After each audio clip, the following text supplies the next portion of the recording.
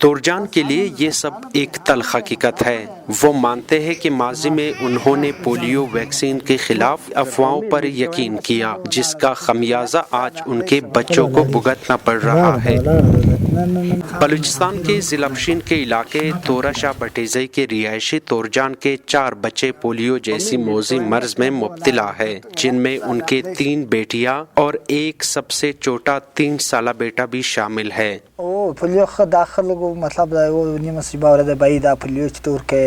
ہم بچوں کو پولیو ویکسین کے قطرے پلانے سے انکاری تھے، کیونکہ لوگوں نے ہمیں بتایا تھا کہ یہ قطرے پلانے کے بعد جب بچے بڑے ہوں گے تو ان میں بے اولادی پیدا ہوگی۔ سب سے زیادہ دکھ اس بات کا ہے کہ متاثرہ بچوں میں 3 لڑکیاں ہیں اور میں ان کے مستقبل کے بارے میں بہت فکر مند ہوں۔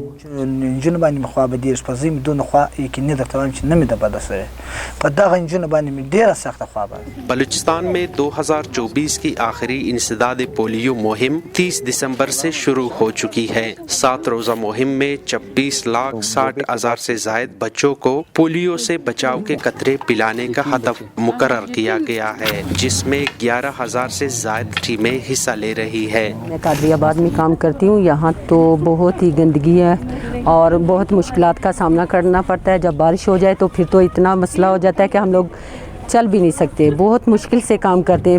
نیشنل ایمرجنسی سینٹر کے مطابق 2024 کے دوران ملک بھر میں 68 پولیو کے کیسز رپورٹ ہو چکے ہیں، جن میں سب سے زیادہ 27 کیسز بلوچستان، 20 کیسز خیبر پختونخوا، سندھ سے 19، جبکہ پنجاب اور اسلام آباد سے بھی پولیو کا ایک کیس درج ہوا ہے۔ بلوچستان کے سب سے زیادہ متاثرہ اضلاع میں قلعہ عبداللہ ہے، جہاں پولیو سے متاثرہ بچوں کی تعداد 7 ہے۔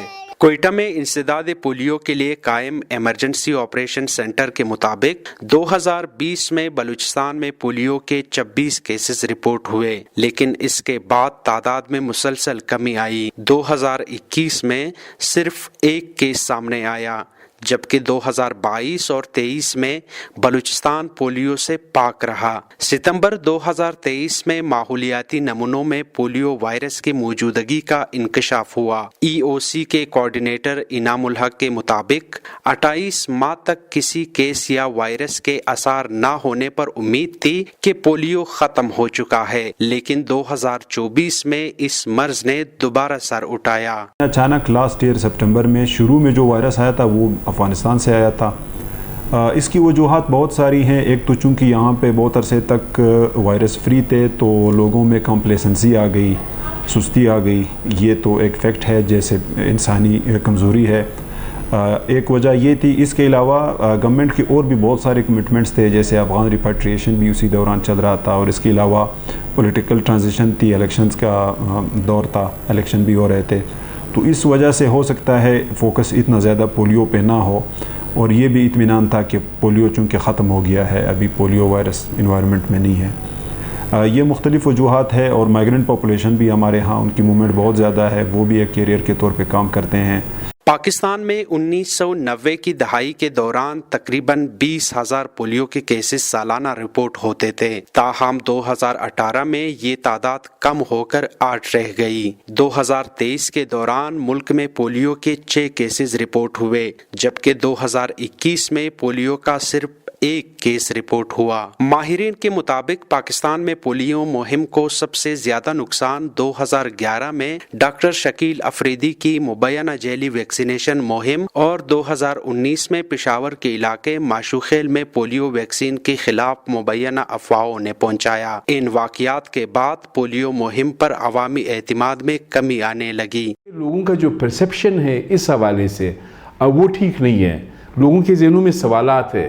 سب سے زیادہ اس کیمپین کو نقصان پہنچایا شکیل افریدی، جس طرح گرفتار ہو گئے، جس طرح وہ امریکن CIA کے لیے کام کر رہے تھے، تو یہی بتایا جا رہا ہے کہ جی پولیو کے قطرے پلائے جا رہے تھے، اس میں ہی وہ CIA کے لیے کام کر رہے تھے، تو اس واقعے کے بھی اثرات ہے، اور اس واقعے کی وجہ سے پولیو کیمپین بری طرح متاثر ہوا۔ یہاں پر ہمارے بچے خسرے سے مر رہے ہیں، مال نرشٹ ہے، غذائیت کی کمی کا شکار ہے، ہڈن ہنگر ہے، 1000 مسئلے ہیں۔ माहिरीन का कहना है कि इस वक्त दुनिया भर में सिर्फ पाकिस्तान और अफगानिस्तान वो ममालिक हैं जहां पोलियो के केसेस रिपोर्ट हो रहे हैं। इंसदाद पोलियो मुहिम के हवाले से उलमा और माहिरीन सेहत ने वालिदैन से अपील की है कि वो अफवाहों पर तवज्जो देने की बजाय अपने बच्चों को पोलियो से महफूज करने के कतरे पिलवाएं। तूरजान की कहानी इस बात की वाज़े मिसाल है